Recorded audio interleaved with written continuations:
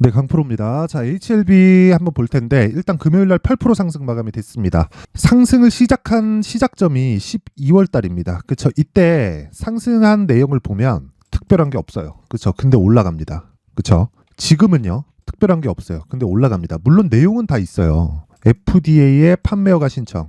그쵸? 그리고 리보세라님이 이제 실적을 개화시킬 그 시작점에 와 있다. 자, 그렇다는 건 아직 실적이 나오지 않았다는 거죠. 근데 주가는 막 올라요. 왜 그래요? 주식은 미래 가치를 반영하기 때문에 그렇습니다. 모든 올라가는 주식은 미래 가치를 반영하고요. 미래 가치는 정확하지 않다.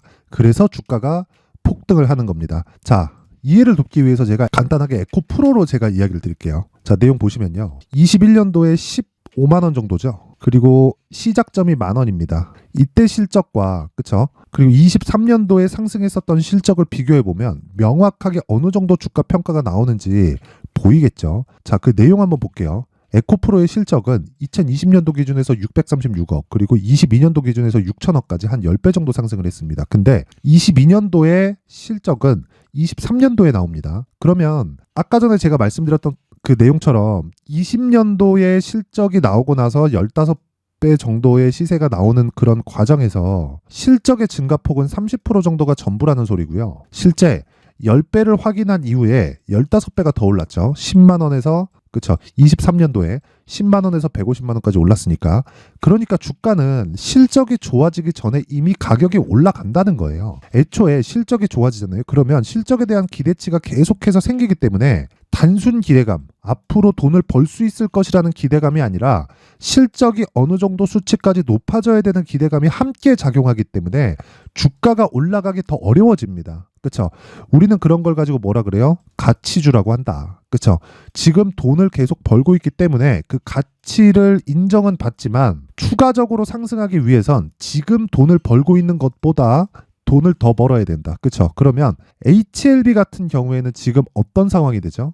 못 벌고 있는 상황에서 돈을 벌 수 있는 상황까지 만들 수 있는 첫 번째 단계에 들어간 거예요. 그러면 그만한 기대감이 있다는 거겠죠. 그쵸? 근데 여기서 실적이 좋아져 봐요. 그러면 얘네 지금 판매 그리고 공장 돌아가는 거 이런 상황 보니까 실적이 이 정도 나와야 돼. 그러면 주가가 애초에 먼저 올라왔는데 그쵸? 어떻게 되겠나요? 실적이 그만큼 안 나올 수도 있으니까 이제 숫자 싸움으로 가는 거예요.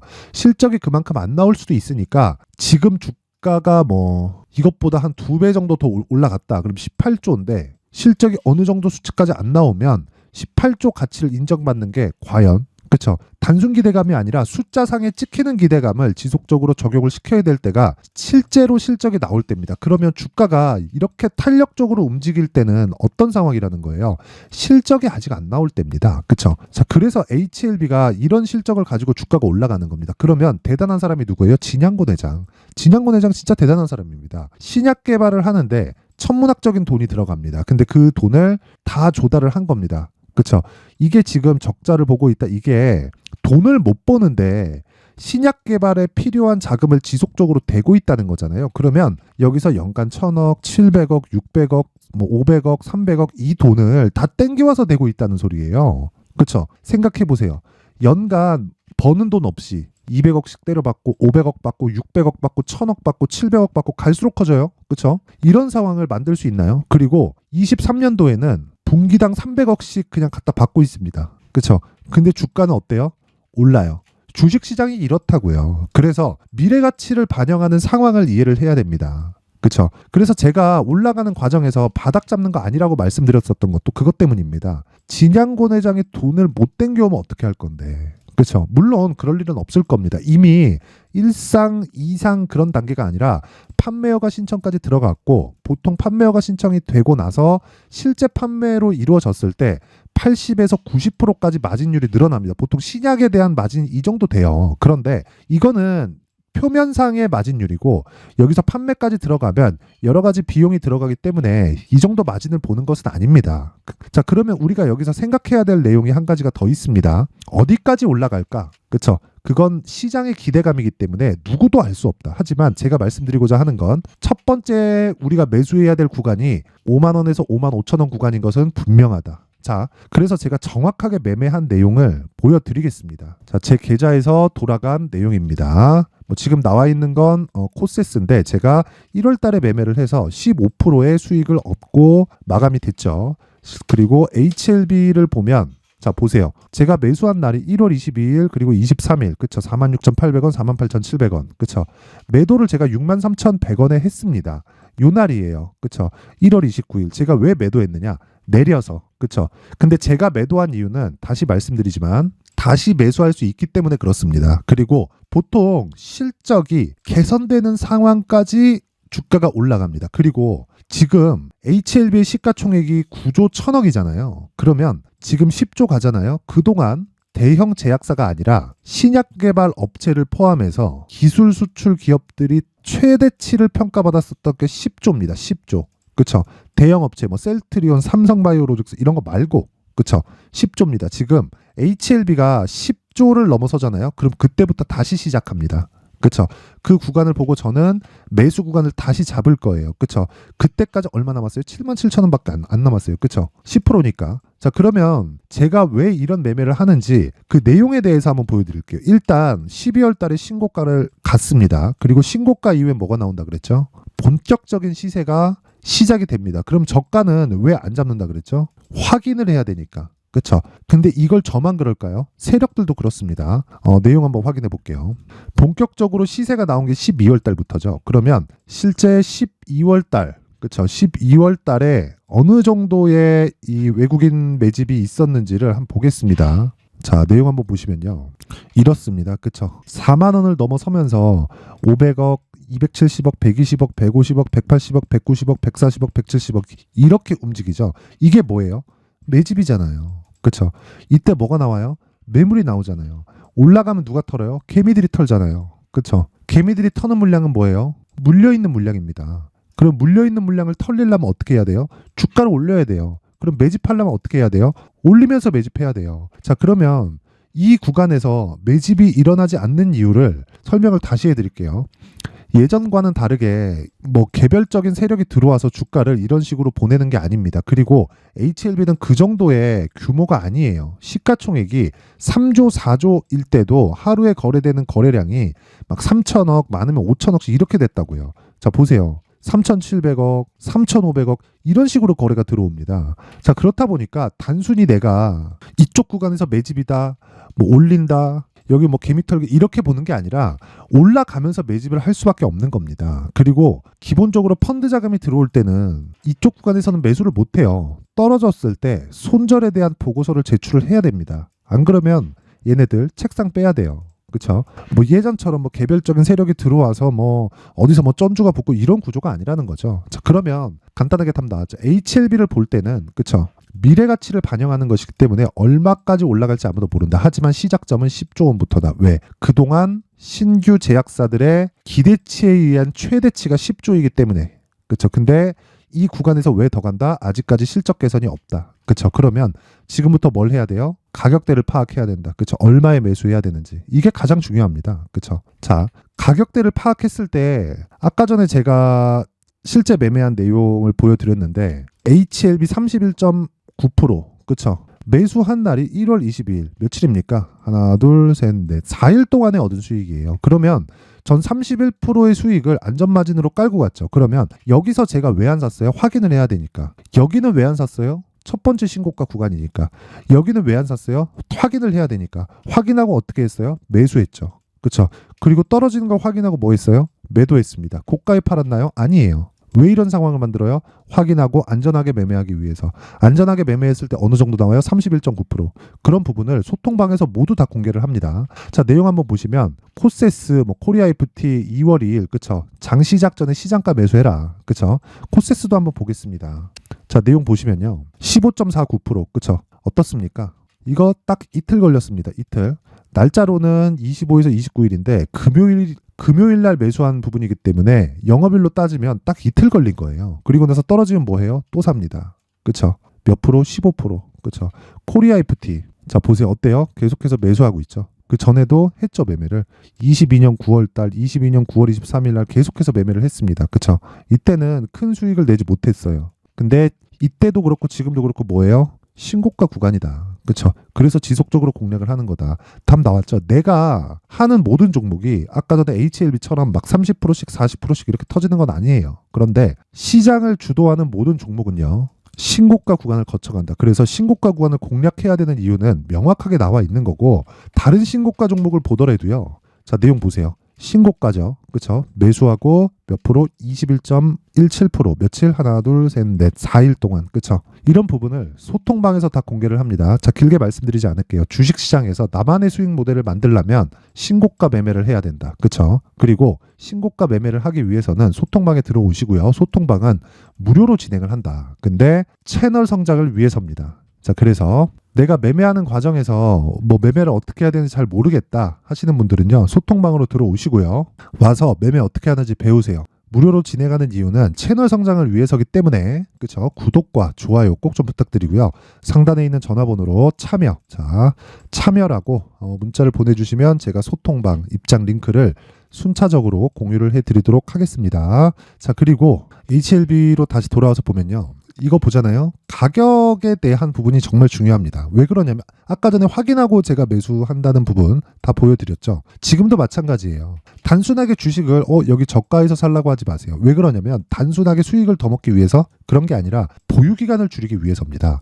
보유기간이 줄어야 내가 물리지 않고 물리지 않아야 심리를 안정시킬 수 있습니다. 결과적으로 HLB를 내가 여기 사서 3년 보유했더니 10배 올랐더라. 막 30만 원, 40만 원, 50만 원 이렇게 가더라. 그럼 3년 보유해야 되잖아요. 운이 좋은 겁니다. 만약에 3년 동안 내가 매도를 안 하고 버틸 수 있는 구간이 어느 정도 될까요? 그러면 내가 큰 돈을 투자할 수 있을까요? 큰 돈을 투자했을 때는 내 심리를 안정시킬 수 있을까요? 그래서 보유기간을 줄일 수 있는 가격을 잡는 게 중요합니다. HLB 지금도 마찬가지예요.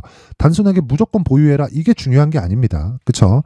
그래서 그 가격에 대한 부분을 여기 HLB의 가격 그리고 단기 보유 전략으로 준비를 해놨는데 단기 뭐예요? 2주. 그렇죠? 2주 아까 전에 뭐라 그랬어요? 소통방에서 이야기를 드렸죠. 그렇죠?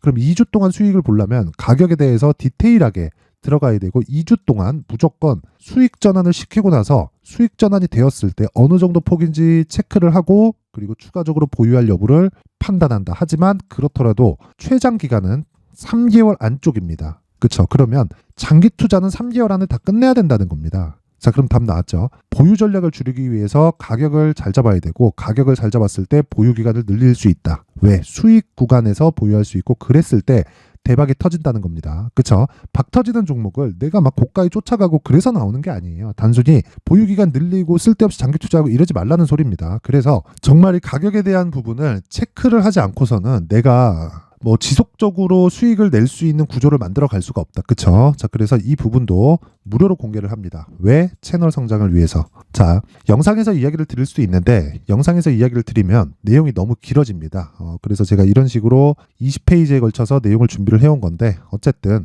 이것도 채널 성장을 위해서입니다. 그래서 구독과 좋아요 꼭 좀 부탁드리고요. 상단에 있는 전화번호로 구독, 자, 구독이라고 문자를 보내주시면 제가 HLB의 가격과 단기 보유 전략을 공유해 드리도록 하겠습니다. 자, 항상 시청해 주셔서 감사드리고요. 그리고 무엇보다 제가 신고가에 대해서 엄청 중요하다고 계속해서 이야기를 드리고 있는데 주식시장은 정말 가격부터 시작해서 가격이 끝입니다. 그리고 우리가 돈을 버는 구조도 가격이 올라서 돈을 버는 거예요. 자, 그렇기 때문에 가격에 대한 부분은 정말 집중을 하자. 자, 그래서 제가 신고가 종목을 어떻게 공략을 해야 되는지에 대한 내용을 제가 상세하게 내용 준비를 해놨으니까 영상 끝까지 시청하시고요.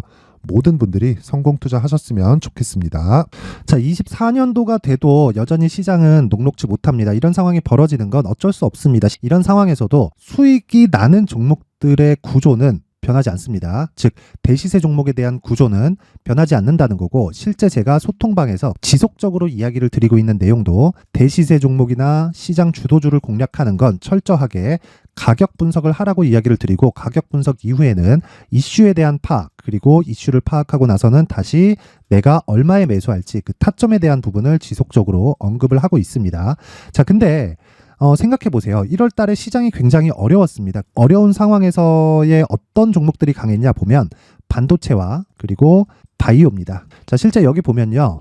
HLB에 제가 실제 매매한 내용을 띄워놓고 보여드리고 있는데 1월 22일부터 매매를 시작해서 4일 동안 31%의 수익 마감이 됐고요. 그리고 여전히 신고가 종목입니다. 자, 그리고 그 다음 어보브 반도체, 이름을 보시다시피 반도체 종목이죠. 그리고 AI 반도체는 지속적으로 강세를 보이고 있습니다. 이 종목도 신고가를 먼저 달성한 이후에 제가 21%의 단기간에 21%의 큰 수익을 내고 마감이 됐습니다. 다시 재공략을 준비하고 있고 이런 부분은 소통방에서 다 공유를 해드립니다. 자, 그리고 그 다음 코세스. 자, 코세스 같은 종목도 당연히 그쵸, 신고가 종목이고요. 그리고 반도체 종목입니다. 이 종목도 영업일 기준에서 이틀 동안 대략 한 15%의 수익 마감이 됐습니다. 내용을 한번 보시면 어떻습니까? HLB를 포함해서 뭐 30%, 20%, 뭐 15% 이런 식의 수익이 지속적으로 발생하고 있는데 이 세 종목 모두 다 신고가 종목이고 1월 달에 시장이 약세를 보이고 있는 구간에서도 강했었던 그런 종목입니다. 특징점이 하나 있는데 그 이슈에 앞서서 가격이 먼저 반영했다는 거죠. 자, 근데 그게 기업 밸류업 프로그램이라고 하죠. 그 종목들도 마찬가지입니다. 오늘은 그 부분에 대해서 이야기를 드릴 텐데 그렇게 제가 가격을 먼저 보고 이슈에 대해서 파악하는 이유는 결과적으로는 큰 시세를 먹기 위한 사전 준비 작업입니다. 실제로 큰 시세를 먹기 위해서 사전 준비 작업을 했을 때 여기 레인보우 로보틱스 127% 그리고 ISC 98% 그리고 한미반도체 97%의 큰 수익을 내는 상황을 만들 수 있습니다. 어떤 식으로 소통방에서 진행됐는지 그쵸, 그 상황을 제가 이야기를 드린 건데 이런 상황도요 당연히 신고가를 공략했을 때 가능한 겁니다. 자, 그러면 이번에도 마찬가지입니다. 그쵸, 정부 주도의 코리아 디스카운트 해소 방안이 2월 달에 발표를 하고요. 그리고 2월 달에 발표된 내용을 토대로 주가가 움직이는 게 아니라 이미 움직인 내용이 있죠. 실제 이 내용은 크게 중요한 게 아니라는 겁니다. 실제 움직인 내용을 보면 자, 기아차입니다. 실제로 12월 달에 신고가를 만들어 놓고 정부에서 입김을 불어 넣으니까 순식간에 기아차를 포함해서 현대차 같은 거대 기업들의 주가가 2주도 채 되지 않아서 40% 정도의 큰 시세를 냅니다. 자, 그러면 우리는 어떤 종목을 봐야 될까요? 이슈를 파악해야 되는 것도 맞지만 철저하게 가격에 맞춰서 매매를 해야 되는 게 당연히 중요합니다. 정부가 주도하는 정책 방향이 있겠죠. 그 방향에 맞춰서 우리가 종목을 찾을 필요가 있다. 자, 그러면 답이 나왔습니다. 정부가 주도하는 방향에 맞춰서 제2의 기아차를 찾는 게 지금은 중요하다. 근데 정부 정책의 방향에 맞게 가자. 그랬을 때 앞서서 제가 보여드렸었던 내용인 여기 레인보우 로보틱스 127% 그리고 ISC 98% 그리고 한미반도체 97%와 같은 수익을 낼 수 있습니다. 물론 시간에 대한 부분은 최소 2주의 시간이 필요하고요. 그리고 최장 3개월 안에 끝내야 됩니다.